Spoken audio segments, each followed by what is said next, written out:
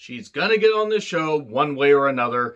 I just have to learn to accept it. I'm John Rentham with my review of AEW Dark. We're getting close to All Out. I already ordered it. I hope you guys have too. I think it's going to be a hell of a goddamn pay-per-view. I'll do predictions for that after Dynamite is done because they haven't quite finalized the card as of the recording of this review. Honestly, not that bad of an episode of Dark, though there was one particular interview that totally took me out of it for a bit. I wonder if you can guess. It was the only goddamn interview of the entire show, at least of any decent length. So, Taz and Excalibur on commentary. I like the fact that Excalibur is back. I know, video surfaced, and no, he shouldn't have said it, but you know what?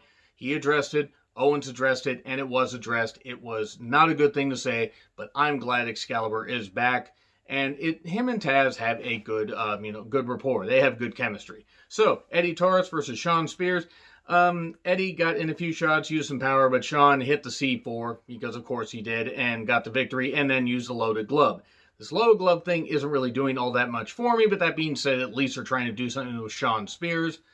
And then we get Santana and Ortiz versus Ryzen and Fabu Andre. Fabu! It's a, good old Animaniacs reference. That's what pops into my head every time I see that name. It was okay. I mean, Fabu and Ryzen were just there basically to get Santana and Ortiz over, and they got in a few shots. But yeah, that's what happened. Double knees and kick, pins Fabu, and then Santana and Ortiz talk about the best friend's mom, or Trent's mom, because that's what they're fighting over. The van being vandalized if you will, and Trent's mom apparently is sexting Ortiz. That's what we're going with.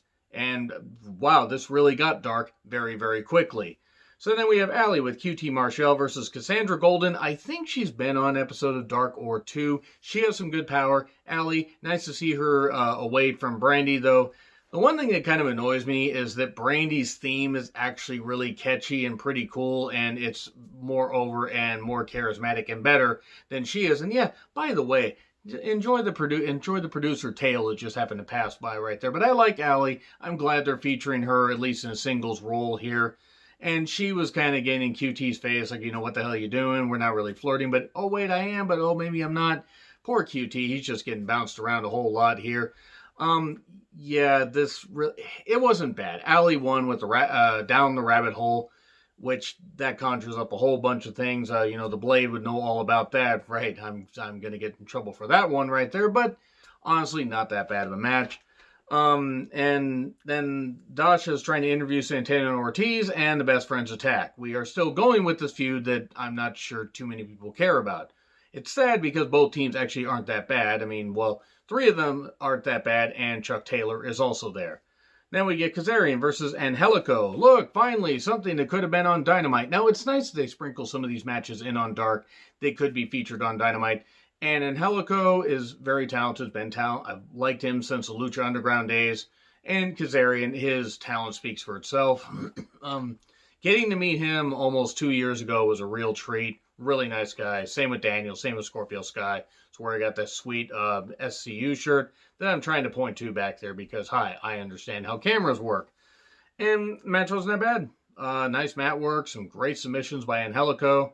Kazarian eventually caught a reverse DDT and hit it. 1, 2, 3, and got the victory. And certainly, a nice way to get Kazarian to win. And Angelico looked pretty good as well.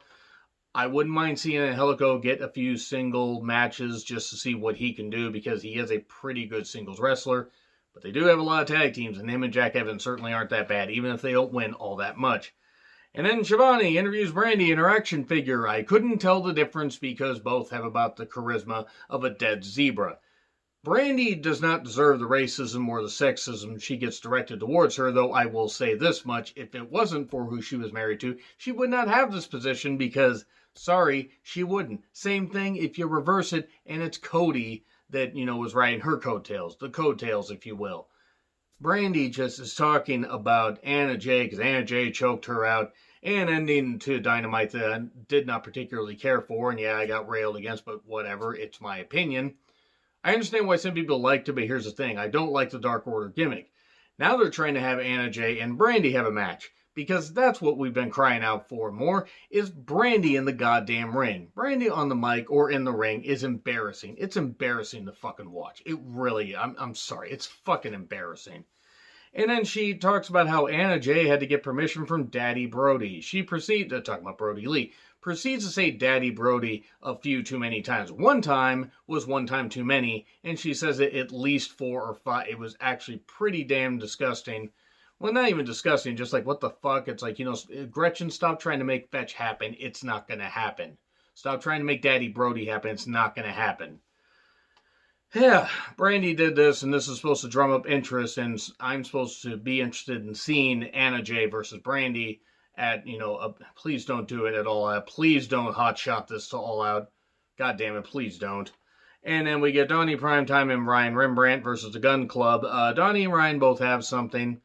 Typical gun stuff, and hip toss neck breaker. Austin Gunn gets the victory. So there you go. That's it right there. Abaddon versus Danny Jordan.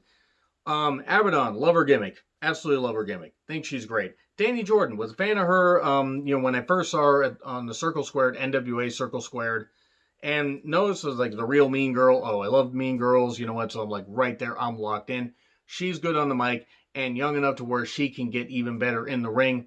And I followed her on social media pretty much since the whole Circle Square thing. And one thing I noticed about her, and this is not a knock at all, she has gotten herself in phenomenal shape. She really has. She's apparently had an injury, she's rehabbed it, and she's used it to get herself in better shape. And you can tell she's better, she's faster in the ring, she's doing good, she seems to have more confidence, she's getting better. And I mean, so I'm not saying like she's ever going to watch this, but it's cool. It's cool to see that, the progress, the effort the talent makes to get better in the ring. And her and Abaddon, it was basically a squash for Abaddon because she just kept focusing on knee and wrenching on knee and wrenching on knee. But Danny has something, and I hope they sign her eventually, or pretty, even like sooner than that. Because I think she could be a good addition to the AEW women's roster. And Abaddon's a pretty damn cool character and wins with a knee bar. And then we get Tony Donati, who has a great theme, and he took on Absolute Ricky Starks, who beat him pretty easily. Beat him with let's see, what was it? I think he said it's Stark season for a reason. That was actually pretty good. And it hits Rochambeau or Le Rochambeau. I'm not exactly sure, but he got the victory pretty quickly. And then Jurassic Express, Luchasaurus, and Jungle Boy with Marco Stunt on crutches because Hager injured his ankle last week. Stunt, I just no. I'm tired of seeing him there. I don't want him to lose. He doesn't add anything to Luchasaurus and Jungle Boy. He just fucking doesn't, at least in my opinion.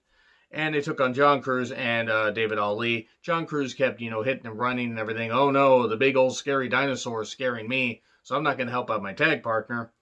And then pop-up cutter for 3. There you go. Jurassic Express gets victory. Anna Jay versus Red Velvet. I want to go on the record right now and say I like Anna Jay and think she has potential. And she has a huge upside. Red Velvet is also pretty damn good. I've seen her a few times. One time I think on Dynamite against Sheeta, and she lost pretty quickly. And other times on Dark. And I think she also has something. Here's the thing. The Dark Order gimmick is fucking death. It's the worst thing going on in AEW. It's not the worst thing going on in wrestling because at least 5-6 things in WWE are far worse than the Dark Order. I don't like it. Other people do. That's fine, but I don't. Eventually, Anna Jay, even though Red Velvet got in some shots, Anna Jay would hit a couple stomps and then, would violently scissor her, to get the victory with the rear naked choke. The second most violent scissoring I've seen on camera this year. Don't ask about the first. And Anna Jay gets the victory. And then we get Kip with Penelope versus Sean Dean. It was alright. Sean Dean, I think, is actually pretty damn good. Kip is a really good heel. And he gets the victory after Deathly Hallows. Easy for me to say. The Initiative, Peter Avalon and Brandon Cutler with Leva Bates versus Private Party. It's not bad. Well, oh no, the Initiative are almost going to get the victory. Blind tag, Cutler doesn't see it, and he gets hit with the most devastating maneuver in all of professional wrestling, surprise roll-up by Cassidy, I believe, and gets the victory. And then Avalon's upset and attacks Cutler, and Leva Bates is all upset. Hits him with the die, the D&D die. I don't play D&D. A couple of my friends do, but I don't. So cool, the Initiative is no more. They never won, as Taz said. I mean, to be fair, yeah, you really don't. If you don't win, what's the fucking point of staying together? Anyway, let me know what you guys think in the comments. Like, share, subscribe, Twitter handle in the description. I'm John Retlin. I'll see you soon.